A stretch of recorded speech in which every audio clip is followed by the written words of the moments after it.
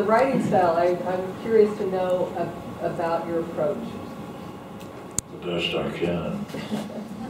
Well, what I decided was that I couldn't make this thing work the way I wanted it to work unless you felt it. That if I wrote a sort of poli-sci statement, you wouldn't feel it. There's a limit to what I can do. I don't know how to play the guitar and I don't dance. So I could write, and I wanted to assault the reader. I wanted to take no prisoners. I wanted you upset and sick, and I didn't want any simple answers. In the book, I systematically, at least in my eyes, destroy the answers. You know, NAFTA, the North American Free Trade Agreement, was an answer. Well, it was bullshit. It created an exodus from Mexico and mass poverty and violence. It is a failure. War on drugs, disaster, you know. The only people that could possibly be in favor of the American war on drugs are drug dealers. They have a product that's almost worthless. I mean, morons can grow marijuana, for example. I have several friends who do it. But, yeah, and on and on. You know. And then I used people, and I tried to get inside them. You know, but anyway, that's how I made the decision. My decision isn't how you write something like style. My decision is how do I evoke, capture what I'm seeing and make others feel it and understand it. And I vary what I do based on that. You know, I don't think writers are very important now. I was at a congregation of them last night, Penn West. Don't do it. What's important is what's written about. I've never written a story that wasn't more important than I am. Certainly, the people at Juarez are more important than I am. Certainly, the people being slaughtered in the book are more important than I am. White Axton used to be a country western singer, and then he died and stopped being one. But he wrote a song I always liked, and the title was "I'm Less Than the Song I Am Singing." You ought to put that on the wall of every journalism school in this country. That's what it's about. You're a bridge between the herd of the world and the people out there that need to know about it. So be a bridge builder. So when did you actually sit down and then write your book, or did you write it out on the fly, or how did that all work for you? Thank God, a question I actually know the answer to and don't have to lie. I used to teach American history, and I just make things up. You know, I just look out at a crowd like this and see you falling asleep. I said, there are 7 causes of the Civil War. Crazy. Pens would fly up. Started copying down a list. I'd make up the list. You know, left-handed Ukrainians, it didn't matter. Okay, look at it. I was sitting with a friend of mine, Julian Cardona, in the middle of January 2008.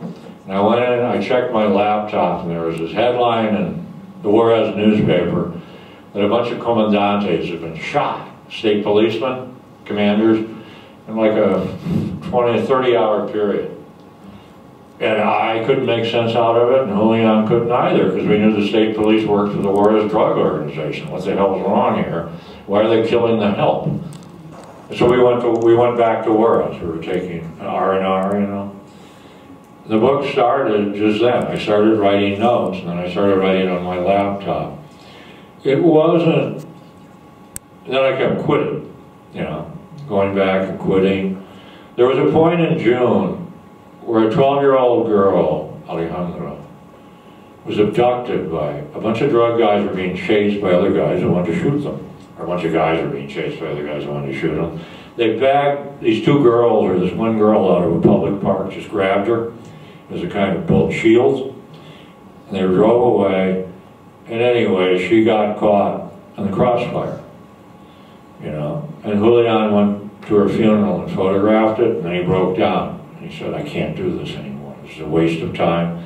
He lived in Juarez. Meaning, you know, I'm a ghoul. I mean, what is the purpose of what I do? He's a, you know, photographer. I'm taking pictures, and kids are getting killed, and nothing changes. Then we, he and I have mutual breakdowns, you know, it's our kind of aerobic exercise.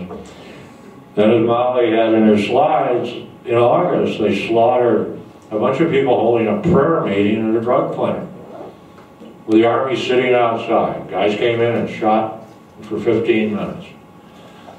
Well, we covered that, and we broke out. But somewhere that summer, I thought, this is going to be a book. I mean, the stuff was piling up. I kept buying new boxes of crayons.